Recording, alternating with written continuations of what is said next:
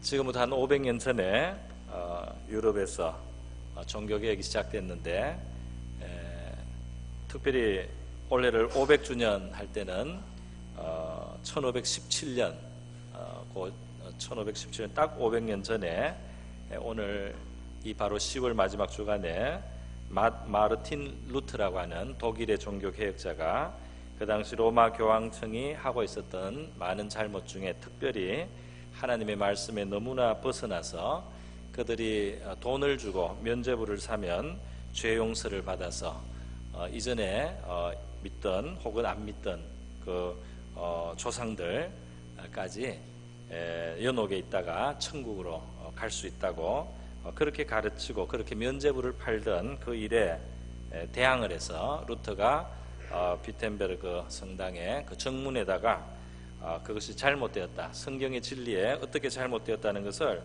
95개조로 나누어서 그렇게 논박을 또박또박 함으로써 정식으로 로마 교황청에 도전을 하고 큰 싸움이 시작되면서 그가 생명을 걸고 싸우는 싸움을 통해서 이 개신교, 지금 하나님의 말씀으로 중심으로 해서 끊임없이 하나님의 말씀을 기준으로 돌아가려고 하는 바로 이 개신교가 시작되었고, 유럽의 종교개혁이 일어나서 유럽이 영적으로 갱신되고 우리 개신교가 생겼을 뿐 아니라 가톨릭도 그 자극에 의해서 어느 정도 개선이 되는 그런 열매를 맺어온 그런 역사적인 기념일이라고 하겠습니다.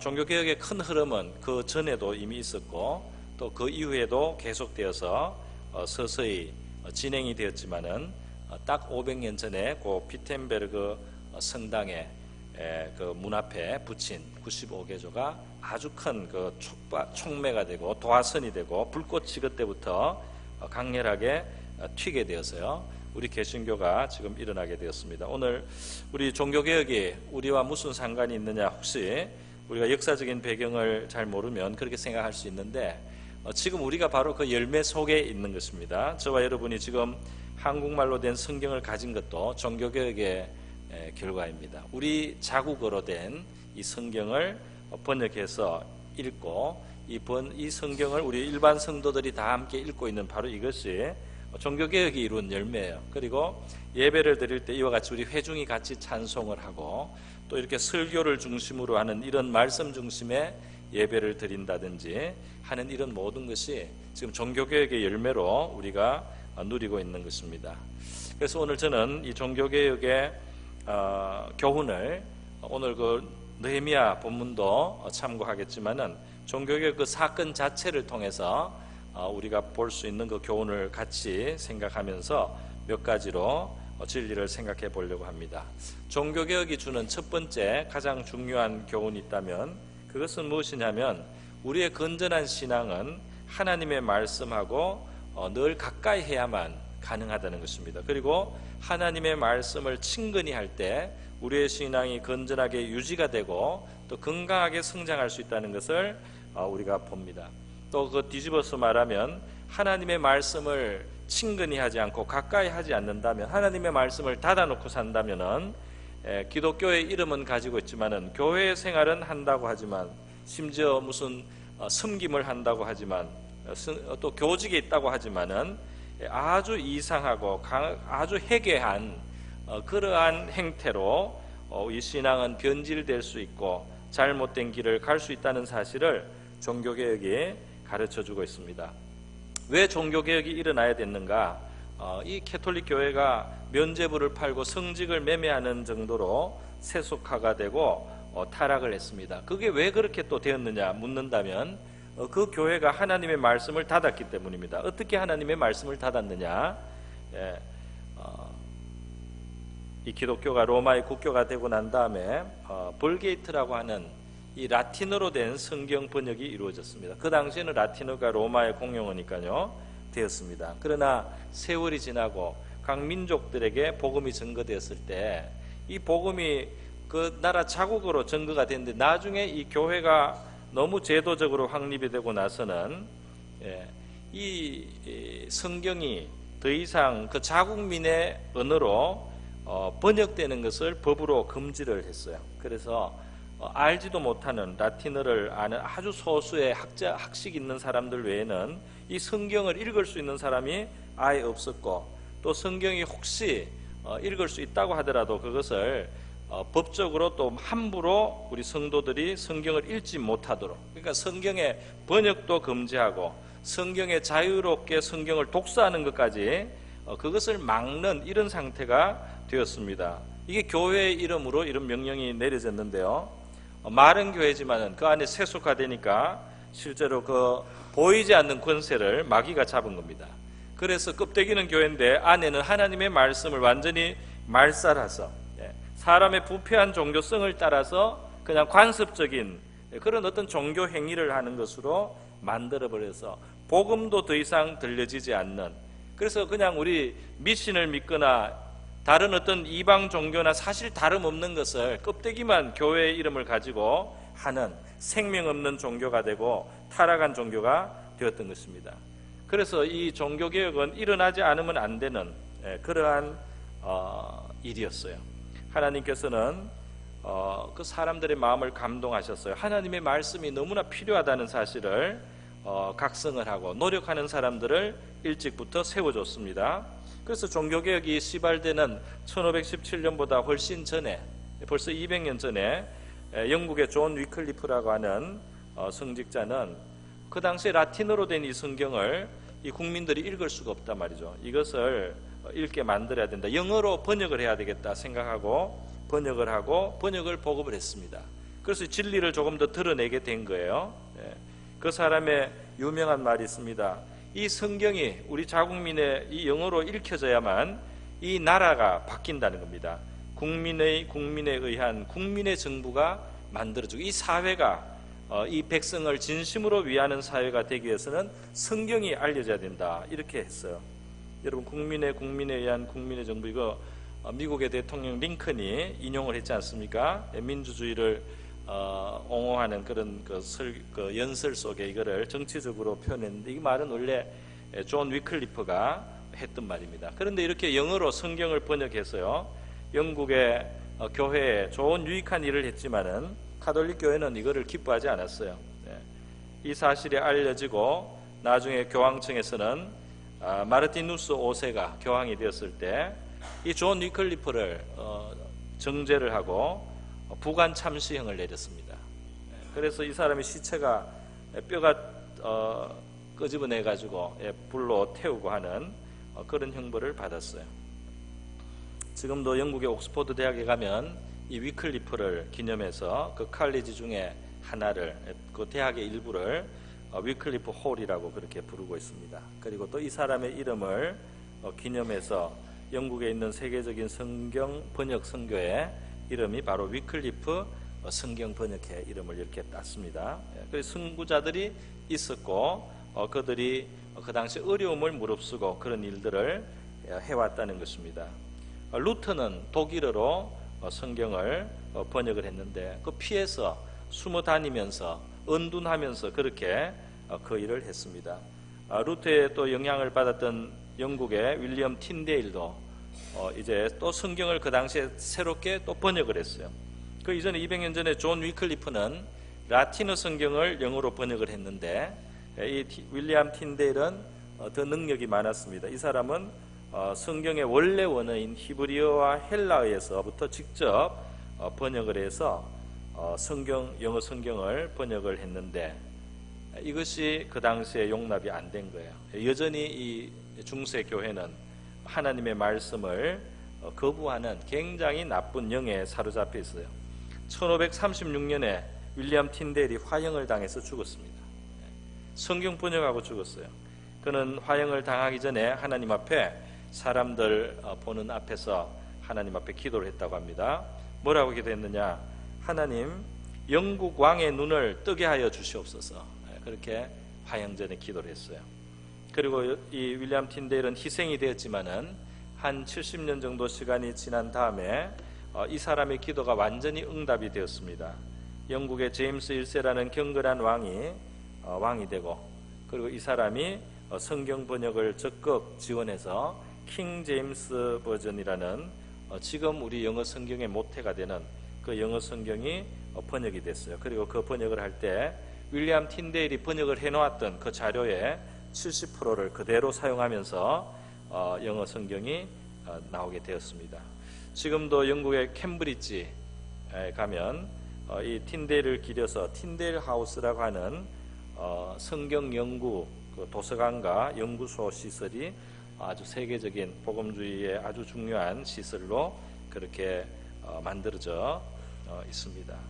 이와 같이 이 하나님의 말씀을 회복하기 위해서 사람들은 피를 흘리고 또는 불에 타 죽으면서까지 이 종교개혁을 이루었는데, 그만큼 하나님의 말씀이 없이는 우리가 참 신앙을 가질 수 없고 참 구원도 나갈 수 없다는 사실을 일찍이 깨달은 분들이 이와 같이 있었어요. 종교개혁의 길을 열고 또 추진을 했던 것입니다. 그래서 종교개혁의 5대 원리를 보면요, 5가지가 있는데 오직 성경이 1번입니다.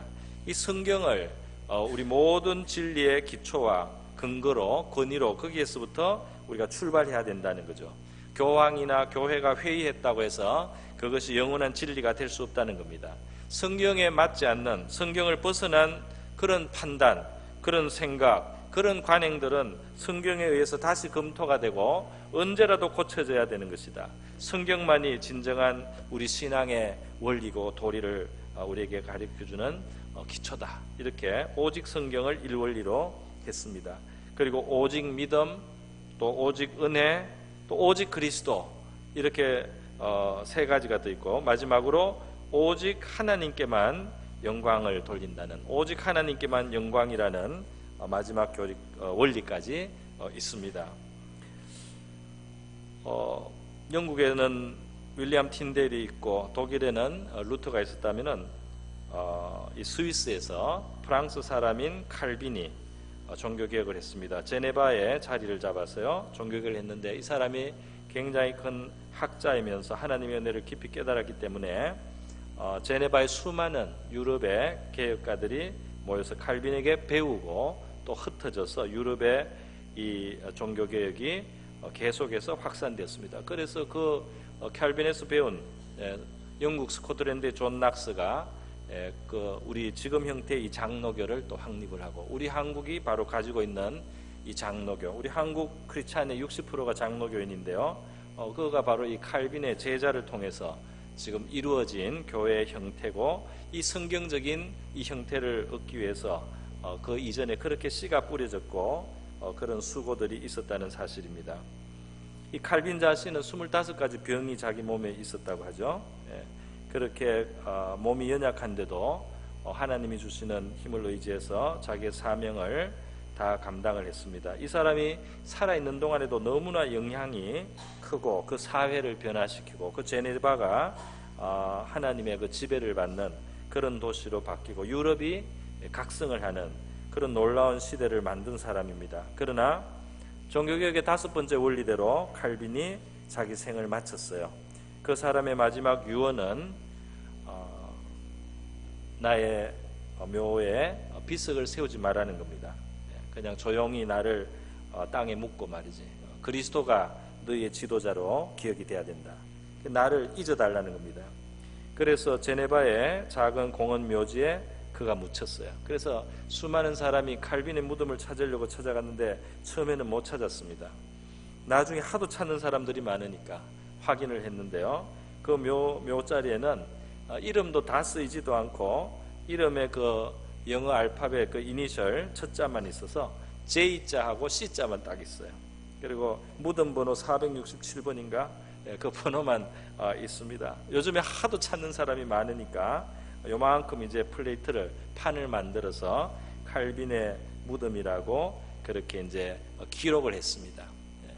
자기가 주님께만 우리 사람들이 관심을 갖고 영광을 돌려야 되는데 종교개혁의 일을 이뤘다고 해서 자기가 기념되는 것을 칼빈이 그만큼 두려워했다는 겁니다. 이런 사람들은 그냥 학자였을 뿐 아니라 정말 경건한 사람들이었고 성령에 사로잡힌 겸손한 하나님의 종들이었다는 것을 우리가 알 수 있어요. 여러분, 이 종교개혁이 이루어질 때 하나님의 말씀에서 우리 사람이 하나님 앞에서 취해야 될 그 자세, 그리고 복음의 그 사람은 자랑할 것이 없는 하나님의 은혜로만 되는 이 구원에 대해서 하나님의 말씀에만 기초해서 그렇게 이렇게 진리를 드러냈기 때문에 종교개혁이 일어나고 그 속에서 새로운 생명 있는 우리 기독교가 갱신이 되었던 것입니다.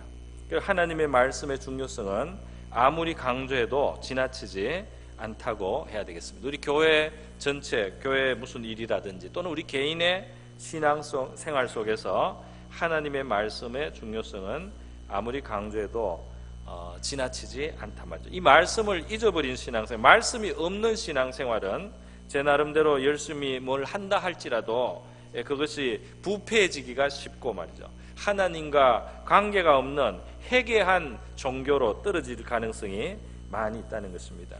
하나님의 말씀 한 구절이 우리에게 변화를 가져다 줄 수 있고 우리를 바른 길로 인도해 줄 수가 있습니다. 하나님의 말씀 한 구절 때문에 변화된 인생들이 많이 있는 거예요. 제가 지난주에도 간증을 듣다가 보니까 흥미로운 간증들이 있었어요. 그 중에 어떤 간증은 이랬습니다. 위에 조상들이 초기 선교사님들 선교를 받을 때 하나님의 말씀을 하나 듣게 된 거예요. 시편에 있는 말씀입니다.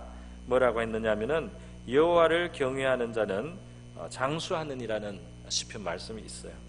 그 말씀이 너무 좋아서 그 집안이 다 단명을 하고 있는데 다 일찍 돌아가시는데 여호와를 경외하는 자는 장수하느니라 이 말씀이 은혜가 돼가지고 온 집안이 예수 믿기로 결심을 했습니다. 그래서 예수를 믿게 됐다는 거예요. 그리고 그 뒤로 2대 3대가 지금 내려오는데 옛날보다 훨씬 오래 사신다는 거예요. 다들 상당히 장수를 지금 하시고 있다는 거예요. 말씀을 받아들였어요. 말씀을 붙들고 받아들여서 그들의 집안에 변화가 왔습니다. 어떤 분은 말씀을 보다 보니까 잠언에 손이 부지런한 자는 부하게 된다는 말씀을 보고 감동을 받았어요. 손이 부지런해야 되겠다 하고 일감을 가지고 손을 부지런히 일을 했는데 그렇게 수고한 결과로 하나님을 섬기는데도 여유가 있게 되고 또 자기의 가정에도 여유가 있게 되고 쓸 것을 쓸 수 있는 그런 형편이 되었다는 간증을 제가 들었습니다. 하나님의 말씀이 우리 속에 참 받아들여지는 것, 이것이 큰 축복인 줄 믿습니다. 저와 여러분에게 좀 하나님의 말씀이 받아졌어요. 그 말씀을 믿고 그 말씀대로 우리가 받아서 한번 살 수 있기를 바랍니다. 그게 날마다 하나님의 말씀의 감화가 저와 여러분에게 있기를 바랍니다. 만약에 하나님의 말씀과 관계가 없어지면 우리의 이 신앙은 교회를 다닌다고 하는 것은 형편없이 터무니없는 모습으로 될 가능성이 있다는 거예요. 껍데기만 기독교 종교, 기독교인의 이름을 갖고 내용적으로는 하나님하고 굉장히 거리가 먼 그러한 모습이 얼마든지 있을 수 있다는 겁니다. 오늘날 점치는 기독교인이 있다고 하는데 성경의 말씀에서 얼마나 그것이 벗어나 있는 것인지 모른다면 성경을 몰라서 그런 것이죠. 얼마나 잘못되어 있습니까? 또 성경에는 벌써 문신을 하지 말라는 말씀도 이미 있어요. 그래서 하나님이 지어주시니 우리의 하나님 아름다운 형상을 우리가 함부로 왜곡하고 이런 것은 하나님이 금하신 것입니다. 동성애 문제 같은 것은 말할 필요도 없어요. 고리대금업도 하나님 앞에는 맞지 않는 것이라는 걸 우리가 원리적으로 알 수 있습니다.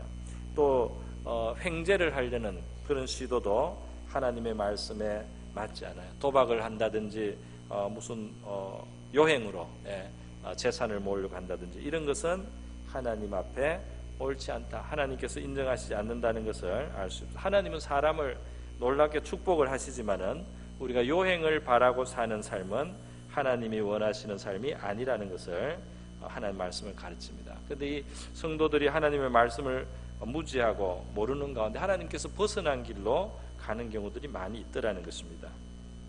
어떤 사람은 심지어 기독교는 죄를 용서하니까 죄를 지어도 괜찮단 말이죠. 그래서 용서받을 거니까 죄를 짓자고 하는 이런 참 너무 어리석은 사람들까지 있습니다. 그 죄가 가져오는 고통과 거둬야 되는 그 쓴 열매를 너무나 모르고 하는 소리인 것입니다. 죄는 용서받지만은 하나님께서 그런 자세로 살아가는 그 신자를 기뻐하시지 않죠. 우리 성경의 역사를 보면 다 하나님의 말씀이 늘 그 백성들에게 새롭게 주어지면서 그 역사가 이루어지고 또 진전이 되고 건강이 유지되고 잘못된 자리에서 돌아오게 되고 그리고 회복이 일어나는 것, 하나님의 어떤 위로가 넘치고 기쁨이 넘치는 모습으로 그 백성이 회복되는 역사 속에는 항상 하나님의 말씀이 있었어요. 오늘 느헤미야 8장에서도 포로에서 돌아온 이스라엘 백성들이 하나님의 말씀을 접하면서 그들의 마음에 받아들이면서 때로는 우리의 잘못을 깨닫고 울기도 하고 슬퍼하기도 하고 또 하나님의 말씀이 주는 위로 속에서 기뻐도 하고 즐거워도 하고 또 하나님의 말씀에서 깨닫는 대로 초막을 지으면서 실천을 하면서 그들이 하나님이 주시는 큰 기쁨을 누렸다는 그런 내용이 오늘 저희들이 함께 읽은 본문에 있는 것입니다. 그래서 우리 신앙은 하나님의 말씀으로 건강하게 가야 되겠다. 그것이 종교개혁이 우리에게 주는 첫 번째 교훈이라고 할 수 있습니다. 종교개혁이 주는 또 다른 교훈은 이 종교개혁 5대 원리 속에 가운데 있는 세 가지가 다 말하고 있는 것입니다. 오직 믿음, 오직 은혜, 오직 그리스도, 이것을 우리가 짜서 또 하나로 본다면 그게 바로 복음입니다. 복음은 다른 것이 아닙니다. 우리가 믿음으로 말미암아 하나님 앞에 의롭게 되고 우리의 구원은 우리의 공로로 하나님 앞에 사는 것이 아니고 하나님이 베풀어 주신 그 아들의 희생에 입각해서 하나님이 우리를 위해서 희생하여 주시고 내어주시고 하나님의 아들이 자기 생명을 내어주신 그 은혜에 의해서, 그래서 그 은혜를 의지하고 믿음으로 우리가 죄 용서도 받고 의롭다함을 받고 더 나아가서 하나님의 자녀가 되는 권세를 얻고, 그래서 우리에게 너무 중요한 것은 예수 그리스도고 하나님의 아들이고 우리에게 길과 진리와 생명이 되는 분, 부활이 되는 분은 바로 이 예수 한 분밖에 없고 나 자신이나 또 어떤 다른 피조물이라도 캐톨릭 시대라면 어떤 교황이나 어떤 마리아나 어떤 성자 그 어떤 존재가 나를 구원해 줄 수 없고 하나님께서 우리에게 세우신 유일하신 구원자고 중보자이신 예수 그리스도 외에는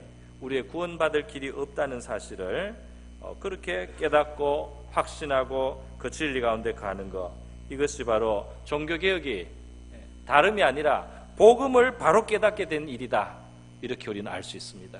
그건 다른 어떤 사회적인 어떤 학자들이 신학적으로 뭔가 새로운 걸 연구하고 이런 것이 아니고 사실은 복음의 내용에서 너무나 멀리 떨어져서 인본주의가 되고 인간의 율법주의, 수양주의로 떨어진 기독교를 복음의 원래 자리로 회복시킨 것, 하나님의 은혜가 강조되는, 우리 사람에게는 자랑할 것이 없다는 이 사실을 바로 깨닫고 하나님 앞에 참 신앙을 갖고 예수 그리스도의 가치를 바로 깨닫게 되는 이 복음으로 회복된 역사가 종교개혁이었던 것입니다.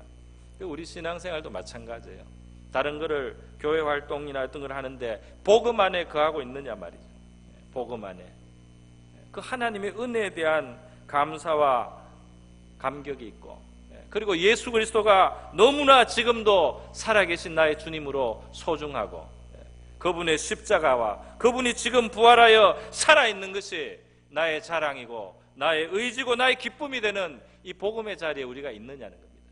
그렇지 않고 내가 한 일, 내가 그동안 쌓아온 일, 이런 것을 가지고 자랑을 삼고 그거가 기초가 되어서 자기 의가 되면은 복음에서 멀어진 신앙이 돼요. 복음 안에 거하는 그 참 신앙을 가지는 것은, 이것은 우리가 오늘 종교개혁의 교훈을 오늘날 우리가 바로 새기는 것인 줄 믿습니다. 복음 안에 거해야 된다. 교회는 복음 안에 거해야 된다. 세 번째로 종교개혁이 우리에게 가르쳐주는 또 하나의 큰 교훈이 있다면요, 그것은 하나님의 섭리와 함께 가는 삶이라고 하겠습니다.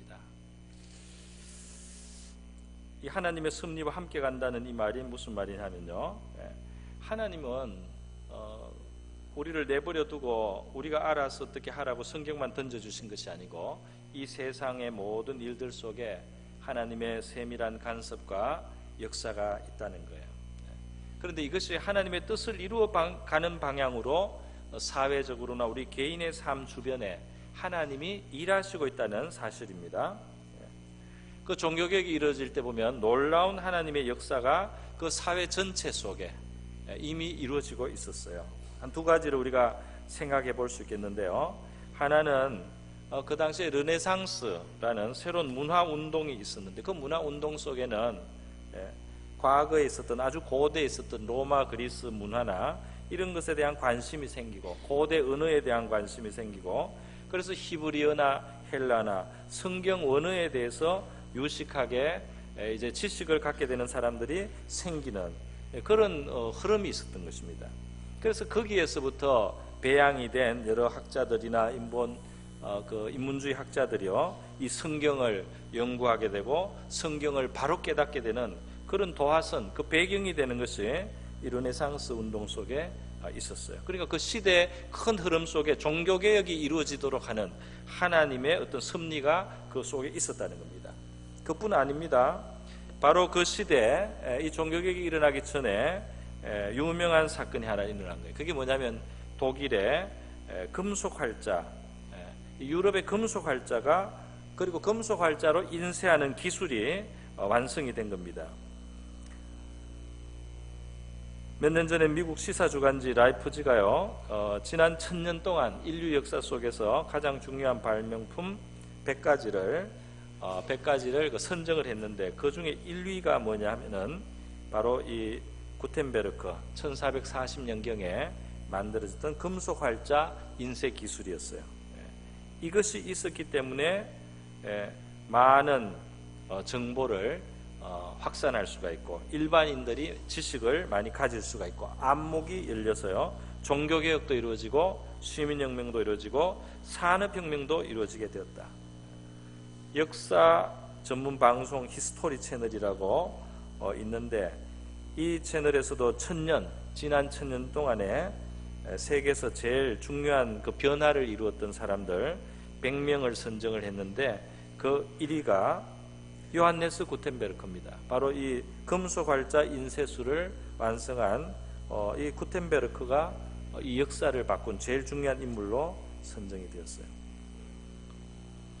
우리 한국에도 목판 인쇄가 벌써 700년대 8세기에 있어서 무구정광 다라니경이라든지 이런 게 나왔었고, 또 14세기에 이 구텐베르크보다 한 70년 전에 이미 금속 활자로 직지신경 이런 게 찍혔다고 알려져 있습니다. 그런데 이게 세계적인 어떤 변화를 이루는 데 쓰이지를 못했기 때문에 묻혀 있는 거예요. 많이 묻혀 있고, 대신 이 세계사를 변화시킨 것에 이 하나님이 유럽의 인쇄술 금속 활자가 찍혀서 말이에요. 이것이 종교개혁을 하는데 하나님의 도구로 쓰임을 받았다는 겁니다. 그리고 루트가 95개조 반박문을 쓰고 불과 2주 만에 독일 전체에 다 퍼졌습니다. 그 옛날인데도 인쇄가 발달하니까 2주 만에 확산이 되고, 유럽 전체에도 2달 만에 다 그것이 알려졌어요. 그렇기 때문에 종교개혁에 큰 불이 붙을 수 있었다는 겁니다. 이게 뭘 말합니까? 하나님께서 우리 주변 환경 속에 일들을 하고 우리에게 어떤 받침을 주고 우리에게 어떤 기회를 만들어 주신단 말이죠. 하나님께서는 우리에게 기회를 만들어 주시고 환경을 조성하시고 하나님의 뜻이 이루어져 갈 수 있는 일들을 하나님도 지금까지 일하신다는 예수님의 말씀 그대로 우리 하나님이 일하시고 있기 때문에 우리가 우리의 삶의 주변에 이런 종교개혁 같은 큰 일뿐 아니라 우리 개인의 삶 속에서도요, 우리 주변에 일어나고 있는 일들 가운데 하나님이 우리를 위해서 행하시고 우리에게 기회를 만들어 주시고 있고 우리에게 어떤 배경을 깔아주시고 우리에게 뭔가를 할 수 있도록 도와주시고 있는 일들이 우리 주변에 있다는 사실을 한번 믿음의 눈으로 바라보실 수 있기를 바랍니다. 예수님이 참새 한 마리도 하나님의 허락이 없이는 떨어지지 않는다는 말씀까지 했어요. 유대인이 오늘날 이 느헤미야 8장에서 이렇게 수문앞 광장에서 모여서 이런 행사를 하고 그들이 율법의 말씀을 듣고 다시 회개도 하고 기쁨을 얻고 위로를 받으면서 이 영적인 공동체로 다시 회복되는 이 역사가 있는데, 이게 이 사람들이 다 한 게 아닙니다. 우리 성경의 쭉 스토리를, 성경의 그 줄거리를 보면은 이 일들이 이루어지기 위해서 하나님께서 벌써 많은 일들을 하신 거예요. 대표적인 것이 이 바벨론이 이스라엘을 멸망시키고 다 포로로 끌고 가고 했지만은 하나님은 바사 제국이라는 제국을 통해서 바벨론을 다시 멸망시키고, 바사 제국에 있는 왕 고레스 왕을 통해서 고레스 왕의 마음에 감동을 줬어요. 유대인들을 본토로 돌려보내고 성전도 다시 짓게 하는 그 마음을 고레스가 얻어서, 고레스가 유대인을 후원해서 유대인들이 성전을 재건하고 이렇게 포로에서 돌아오기도 하고, 느헤미야가 또 바사 제국에서 아주 고관으로 있다가 예루살렘 총독으로 와서 이렇게 되는 과정도 하나님의 섭리가 도와주셔서 말이죠. 왕의 마음을 감동하고 왕이 허락하도록 이렇게 다 해주셔가지고 이 모든 일들이 이루어졌다는 사실입니다. 백성들의 마음, 지도자의 마음도 감동해 주시고요, 선지자들이 또 일어나서 활동을 하게 하고, 하나님께서 이 주변에 큰 섭리의 손으로 많이 역사해 주시기 때문에 그 섭리를 타고 그 섭리 위에서 이 일들이, 하나님의 일들이 이루어졌다는 겁니다. 오늘 우리가 믿음의 삶, 신앙의 생활을 할 때 우리 혼자 외롭게 씨름하고 발부둥친다고 생각해서는 안 됩니다. 하나님이 우리 주변에 계시고 가까이 계시고 우리에게 어떤 기회를 만들고 일하시고 계신다는 사실을 믿으시고, 하나님과 어떻게 보조를 맞춰서 동행을 할 것인가 하는 관점으로 우리의 자세를 가져야 될 줄 믿습니다. 하나님은 우리가 하나님의 뜻을 찾아가면서 또 하나님께 구하면서 하나님의 도움을 또 사모하면서, 그러면서 하나님이 주시는 소원을 따라서 하나님이 주시는 기회를 살리면서 그렇게 전진하고, 그렇게 우리의 살아가는 일들을, 우리가 감당해야 될 일들을 감당하고 이루시도록 역사하고 계시다는 사실입니다. 우리 종교개혁을 볼 때 우리는 외롭게 우리 혼자 싸우는 것이 아니고 하나님이 많은 일들을 하시는 가운데 의지하고 그 하나님의 은혜의 흐름을 타고 그 은혜의 파도를 타고 가야 되는구나 하는 것을 배울 수 있습니다. 여러분, 오늘 우리 종교개혁의 교훈을 말씀드렸습니다. 하나님의 말씀이 가까이 하지 않는다면 우리의 신앙은 변질되고 왜곡될 수 있습니다. 건강한 신앙은 하나님의 말씀을 친근히 하고 그 말씀을 내 마음과 삶 속에 받아들임으로 되는 줄 믿습니다. 그리고 우리 신앙생활은 공로주의가 되면 안 되고요, 인간 중심의 그런 신앙이 돼서는 안 되고, 그리스도만 영광을 받으시는, 그리고 은혜와 믿음으로 말미암아 우리에게 하나님이 주신 큰 사랑을 깨닫는 복음에 거하는 신앙생활 될 수 있기를 축원드립니다. 하나님의 역사하시는 손길을 의식하고 하나님의 섭리의 손길을 우리가 기억하면서 거기에 보조를 맞춰서 동행하는 저와 여러분의 신앙생활 될 수 있기를 축원드립니다. 우리 다 같이 기도하겠습니다. 우리 하나님께서 주신 교훈대로 다 같이 기도하겠습니다. 말씀에 서게 하시고 복음에 거하게 하시고 섭리의 손길을 의식하며 동행하게 하여 주시옵소서. 다 같이 기도하겠습니다.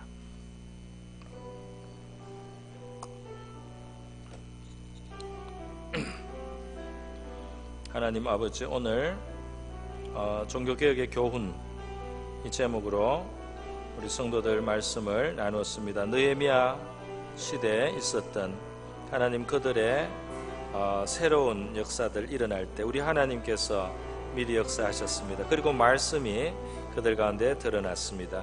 그들이 하나님의 은혜와 사랑을 깨달으며 회개하였습니다. 오늘 우리에게도 주님, 우리 개인의 삶 속에 또 우리 교회에 가는 그 진행 속에서 이 진리가 늘 새롭게 되기를 원합니다. 하나님의 말씀이 잘 우리에게 밝혀지기를 원하고 또 우리 성도들의 마음속에 하나님의 말씀이 잘 박힐 수 있기를 원합니다. 잘 들어와서 우리가 그 말씀을 받기를 원합니다. 믿음에 서기를 원합니다. 진리가 토대가 되게 해주시기를 원하고 바라옵나이다. 진리의 토대 위에 바로 서는 우리의 신앙이 되게 하시고 또 우리의 교회가 되게 해주시기를 원하고 바라옵나이다. 하나님 아버지, 감사합니다. 오늘 우리의 이 믿음의 생활, 신앙의 생활이 하나님 아버지 우리의 임의대로 되는 것이 되지 않고 주의 진리가 우리에게 등불과 같이 밝혀지기를 원합니다. 인본주의로 흘러가지 않게 해주시고 우리의 공로주의에 빠지지 않게 해주시고 예수 그리스도만 높일 수 있는 하나님의 그 은혜만 아버지와 강조될 수 있는 주님이시 그러한 복음의 선 우리의 믿음의 생활 되게 해주시기를 원하고 바라옵나이다. 지금도 일하신 하나님 그 섭리의 손길을 우리가 깨닫게 하시고 우리에게 주신 기회들 하나님이 만들어 주시는 이 기회와 그 받침을 우리가 활용하고 살려서 우리가 감당해야 될 일, 우리의 사명들 이루어가는 믿음의 생활 되게 하여 주시옵소서. 할렐루야. 감사를 드립니다. 고마우신 하나님 아버지 감사드립니다. 오늘 우리가 이와 같이 하나님의 은혜 속에 믿음의 생활할 수 있는 것, 오래전에 믿음의 선진들을 통하여 그들의 헌신과 수고와 눈물과 또 희생을 하나님이 사용해 주시고 축복하셔서 우리에게 이 자유로운 신앙 또 진리에 입각한 말씀에 입각한 복음에 자리 잡은 바로 이 신앙을 우리에게 물려주신 것을 감사드립니다. 오늘 저희들도 하나님의 진리의 말씀으로 건강한 신앙생활 하게 하여 주시옵소서. 그리고 사람의 공로가 나오지 않는 하나님의 복음 안에 있는 그 은혜가 강조되는 참 신앙의 생활 저희들이 거하게 하여 주시기를 원하옵나이다. 지금도 살아서 역사하시는 하나님의 섭리의 손길을 우리 개인의 삶 속에 또 이 사회 속에 또 교회 속에서 우리가 의식하고 깨달으면서 우리 하나님과 보조를 맞추어 나가는 동행하는 믿음의 삶이 되게 하여 주시옵소서. 그 가운데 우리의 사명을 다 이루게 도와 주시옵소서. 고마우신 예수님의 귀하신 이름으로 기도드립니다.